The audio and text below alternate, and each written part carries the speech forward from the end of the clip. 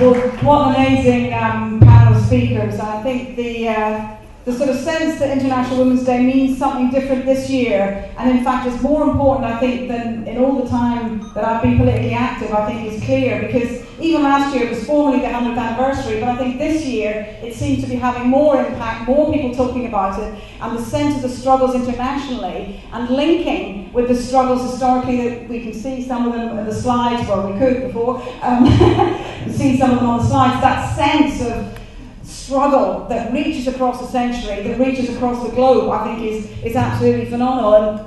And actually, you know, Alison referred to the women who started International Women's Day, who established it in 1910 in Europe, revolutionary socialists like Clara Zetkin, Alexandra Kollontai. It was a day to celebrate struggle. It's not like another Mother's Day or something. But there was a management in a college in Scotland who didn't quite get the memo on that. I don't know if you've read about it. Posters went up to celebrate International Women's Day, and the slogan was, "All women love a bit of romance." And so, what was going to happen, and what started to happen, was every woman was going to be given a red rose. So, one of the women lecturers, UC member, complained and said, "This is not what International Women's Day is about. I don't want you telling me I need romance and a red rose." She complained. The management said, "Come and have a meeting." She said, "I'll have a meeting with you if I can bring my union rep." When that was refused, she's been suspended.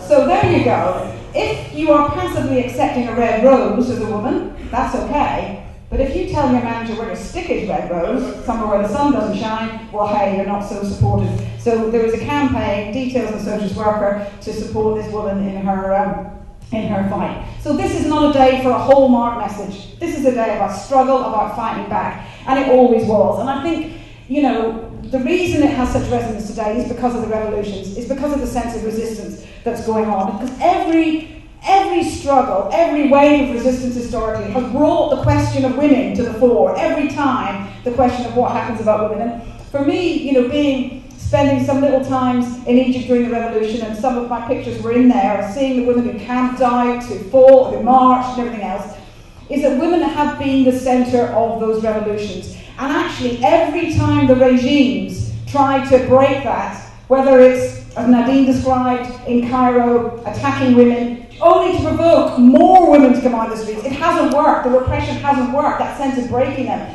In Yemen, if you remember, when Salah said it was not Islamic for women to march, then more women came out on the street than ever before, because the regimes, those dictatorships, understand how powerful unity is. That actually, without women being part of the revolutions cannot win. But when women are a central part of them, then they have the potential to bring them down. Now, obviously, the revolutions are still a process that's carrying on, and there's a long way to go. But I think it's absolutely vital that the fact that they make real, if you like, the possibilities for how we can change things. And I have to say, what I find completely sickening is seeing the sight of people like David Cameron and Sarkozy and the like, pretending they're the friends of revolution. They're the people who support these struggles for a better life, for freedom and democracy. They've even set up a new organisation, Friends of Syria. As if suddenly they're the new revolutionaries. Cameron even stood, didn't he, on the steps of number 10, saying that he was a supporter of revolution, and how sorry they feel for the people of Homs, and they really want to do something for the people of Homs. But the bombers of Afghanistan and Iraq suddenly have sympathy for somebody else? Of course not. They've got other interests for getting involved. They've got their own interests for trying to get a hold back in the region. But of course, it's always the same with the ruling class. They can pretend they support some struggles elsewhere, but when it comes here, do they support the struggles? Of course not. They are on the rampage here. Alison referred to a lot of it. The Tories are on a rampage in Britain, and they want to crush the working class here. They want to push back all of the things that we fought for, all of the things that previous generations have fought for in terms of the welfare state, collective responsibility for the most vulnerable in society. The Tories always want to do this, but the crisis has been used as an excuse, isn't it, to get away with it, to say we need to do it because of the deficit, even though they hate the idea there's a National Health Service. They hate free education. They hate the idea that people who haven't got a job are able to claim some benefits. And it's absolutely right. Women are disproportionately affected by what's happening, because 60% of public sector jobs are jobs that women work in if they're cut back, and then many women are relying on the services that they provide, and therefore you have a situation where what the Tories are trying to do is a perfect storm for women, because actually when they cut back on welfare provision, they think that women will just carry the extra burden, don't they? That women will look after the old people who are kicked out of homes that are being shut down, or somebody's kicked out of hospital early because they haven't got a bed to keep them in. It'll be women in the family that will look after them. Go through the list: childcare, cut back, all of these things, people with disabilities not having extra benefits. Who will carry the burden? Women in the home. So it's the idea they want to push us backwards, but at the same time they still need us to work, they want to keep us on low pay. So actually it's not that they literally want to turn the clock completely back, but they want women to solve the problem. They want women to juggle and to worry about how they're going to cope with looking after all of this. And this has historically been the root of women's oppression, that idea of what shapes our ability to be able to be in the world and live, if you like, as being the responsibilities they want to push us in the family. But you see, it's not the case that nothing's changed. I mean, we've had enormous changes in our lives over the last century, but even just in the last 50 years. Attitudes to our personal lives are utterly different in terms of divorce and morality and having children outside of marriage and all the rest of it. And the generation that grows up now has utterly different expectations than generations than even just 3 generations ago. You know, we can expect to attempt to be financially independent, to work after having children, expect not to face blatant discrimination, expect to be able to get an abortion legally if you need one. And we are 50% of the workforce. Women are 50% of the workforce in Britain today, or nearest down at 49. But we're not spread evenly across the workforce. So when you look at it, only 5% of the FTSE 100, stock market listed businesses have got women, are headed up by women. Only 22% of MPs are women, and this is the highest it's ever been, but it's still not even a quarter of MPs are women. And 2/3 of those surviving on the minimum wage are women. So when you look at the top, minority of women. When you look at the bottom, low paid, majority women. And so women's oppression and discrimination is still completely built in, if you like, structured into the very institutions of society. But one thing that really gets me, and I think it's part of the resurgence and interest in feminism and the ideas of women liberation and everything else, is really the raw sexism that is pouring around in terms of popular culture in recent years. Sometimes posing as sexual liberation, sometimes posing as just irony, bit of a laugh. Come on, you've got equality now, we can have a little bit of a laugh and take the piss. Now, you might think it's sometimes superficial, but I think it's really corrosive. I mean, this idea of banter, that comedy nights, there's now banter nights. Now, this is just an excuse for sexist jokes, basically, things that were really went out of fashion a long time ago. Or there's the Unilad website. Have you read about that? A website directed at students, male students, which had to be shut down because it was full of rape banter. Now, I don't think those two words go together in any conversation. But this was the piece on the website that finally got it shut down.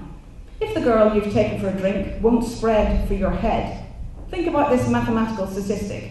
85% of rape cases go unreported. That seems to be fairly good odds. Now, this is the sort of thing that's being put around as banter.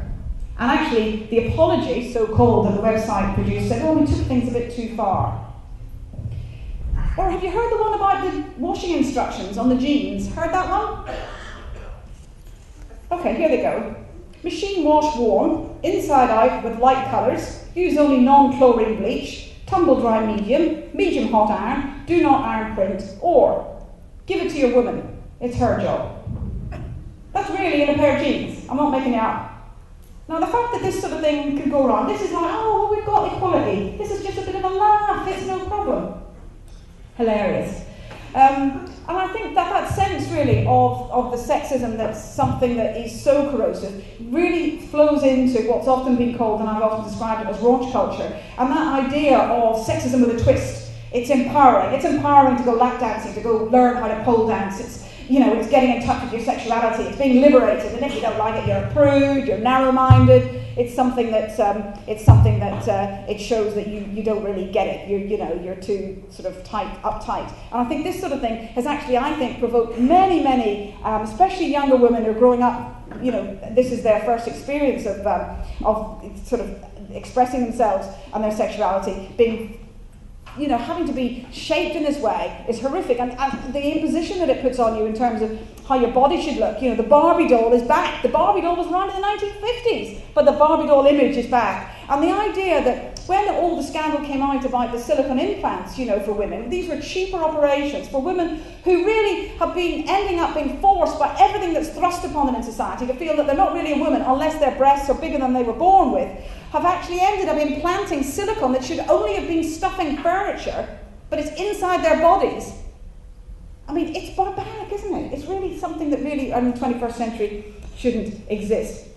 But I think this is actually something that is beginning to create a real feeling of something that we need to reject. This is something that we won't accept, and therefore the ideas of feminism being something that's become more popular. There's a renaissance in them. But you see, I think there's a bit of a problem, because you see, the ideas of feminism, not one feminism, there's not one ideology. Actually, it can be anything to anybody in a way. I mean, feminist ideas, so-called, were used to justify going into Afghanistan, to bring women's liberation, even though the original second-wave feminism came from an anti-war movement.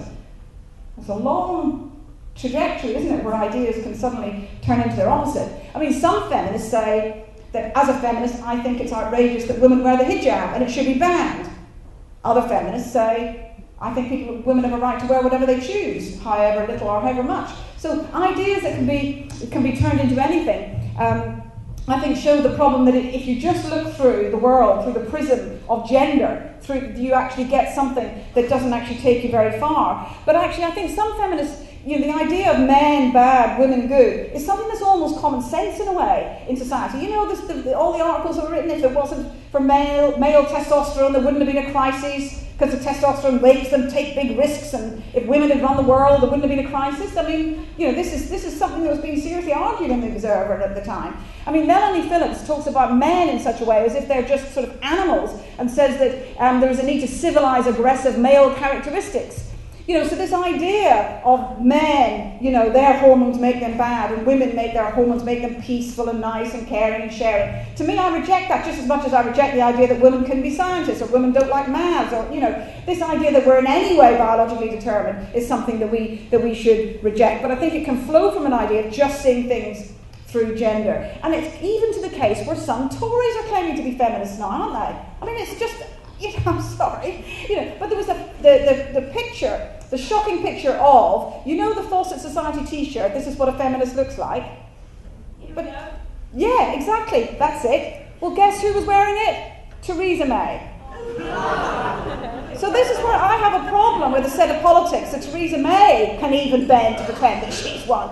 And this is where I think, we have to come back to actually a sort of set of politics, socialism, revolutionary socialism, Marxism, whatever, that actually looks at that in a different way. Because I can never imagine Theresa May wearing a t-shirt saying, this is what a revolutionary socialist looks like. Because actually that's something that would never ever happen. And so for me, I don't think you can understand oppression without understanding it in the context of class, in the context of a class society. Now, it's not that lots of people don't talk about class, lots of people do, but I think often they talk about it just like a victim thing. Being working class is being poor, or it's just about inequality, it's like a passive thing, it's just like a measure. Whereas for me, it's a social relationship, people who exploit others. All of us who are workers are people who just have to go to work to earn money, to live. That's all being working class is. It's not how you eat, what you wear, or your accent. It's just about you have to go to work, so you're a worker. And therefore that sense of it, and I think you can, to understand oppression within the terms of class means you understand it, I think, far better, because it's true, actually, oppression cuts across class. Some rich and ruling class women do get treated in a sexist way. And in fact, so does Theresa May. She gets trivialised and it's all about her shoes and her clothes and everything else, Even, Kate Middleton, who's married Prince William, she's just there to provide an heir and a spare, like lots of ruling class women. She's not, so these people are treated and trivialised in a way that represents women's... But is their experience anything like the women who went on strike on the 30th? Of course it's not. Do they have any interest in uniting with the women who went on strike on the 30th of November? Of course they don't. They have an interest in crushing them. They have an interest in keeping their pay low and getting rid of their pensions. And so therefore, the idea that there's just a single experience of women, you know, the women's experience of the world or of oppression is something I think that we have to reject. And Alexander Kollontai, one of the Russian revolutionaries, and there's a piece of her in Socialist Worker this week, and I think there was a picture of her in one of the slides. She wrote about it, and the idea that, you know, for upper and middle class women, as if they've got the same interests with working class women, and she was arguing with some, she called them bourgeois feminists at the time, and this is what she wrote. She said, these women, the wealthy women, their aim is to achieve the same advantages, the same power, the same rights within capitalist society as those possessed now by their husbands, fathers and brothers. What is the aim of the women workers? Their aim is to abolish all privileges deriving from birth or wealth. And therefore that sense of actually, the difference in the interests of those struggles is absolutely clear. And this is for me why I think the sort of socialist tradition, if you like, has got such a rich history of fighting against women's oppression and fighting for women's liberation. And I think the tragedy in a way is that the Russian Revolution, 95 years ago, began actually today, of course, we're talking the first marches of women on that day. The sense of the possibilities were there in an enormous way.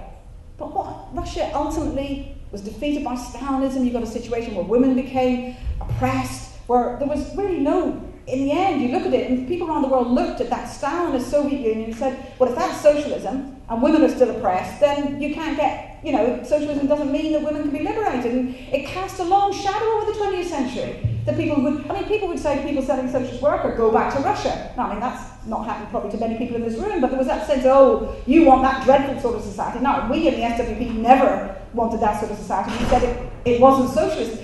But it caused problems with people thinking that perhaps the fight for women's liberation was separate to the fight for socialism.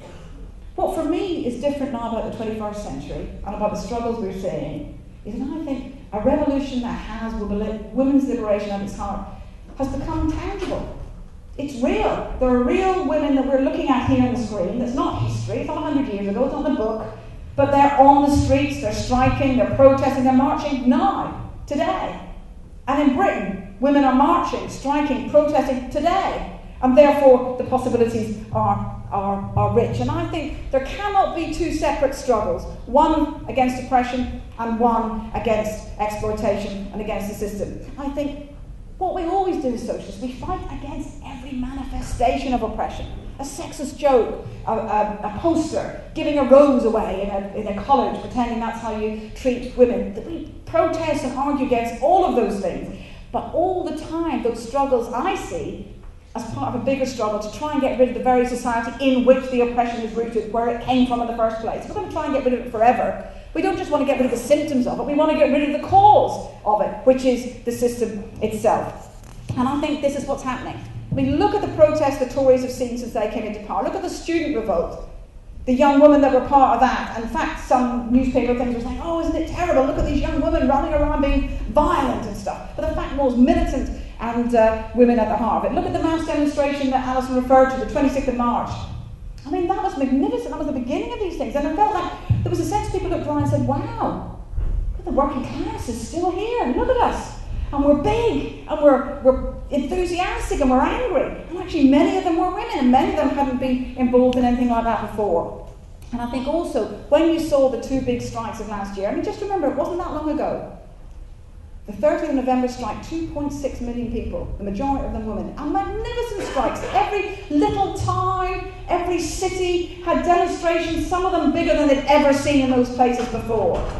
And this struggle has to continue. What we've seen historically is the fate of women is tied to the fate of the working class. Where the working class gets pushed back and crushed, then rights for women get pushed back. When the working class is on the rise, it's winning, it's going forward, then we see the possibilities go up. Because we have to fight for an idea that as women, we're not just objects and victims of history, that we are actually able to shape our own lives. And I think there is going to be enormous battles still to come. Capitalism is in its worst crisis since the 1930s, and it's still unraveling. Everything they do makes the crisis worse, doesn't it? Even when they're making us pay, even when they force through austerity, the crisis still gets worse. So, I mean, I think we have to get organised. The struggle will happen whatever we do. Capitalism creates struggle because of the tension of the elite trying to always take more from us. But how do we make sure we win?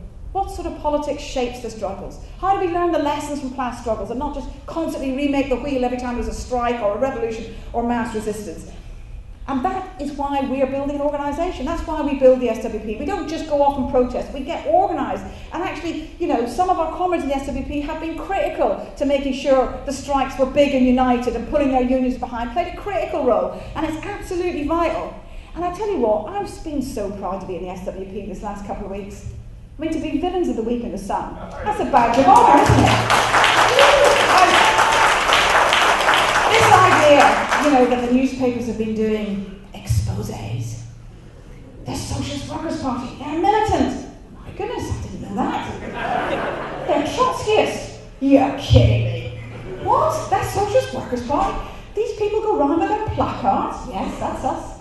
I mean, it's given us a profile. People have been ringing us up. Want to find out more, people get online. I'd like to join your organisation. They've been doing us a favour. Because actually people want to fight, and when they look at people who are fighting, they say, well actually they can't be that bad if they're getting up the noses of the Tories. And so when we look at it, the Daily Mail said, these people, they have had zero impact. I don't think we have we? Those activists and other activists around, not just the SWP, who've occupied McDonald's and occupied about workfare, because they've had to change it, haven't they? So now some young people who are going to be forced into these jobs will get paid, and they wouldn't have 3 weeks ago. Protest works. Resistance works. And if those can have an impact on the Tories, think what another mass strike can do in the next few weeks. So I'll just end on this point.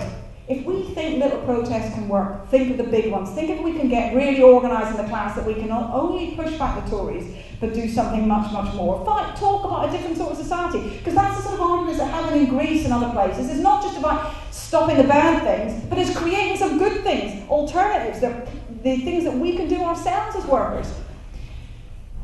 So when David Cameron famously said in Parliament, "Calm down, dear," I reckon we've got a message, haven't we? I mean, for the brilliant panel tonight, the women that we see fighting there, people in the room and around the working class, and the people who are celebrating today, Britain today, we won't calm down. We're just getting started.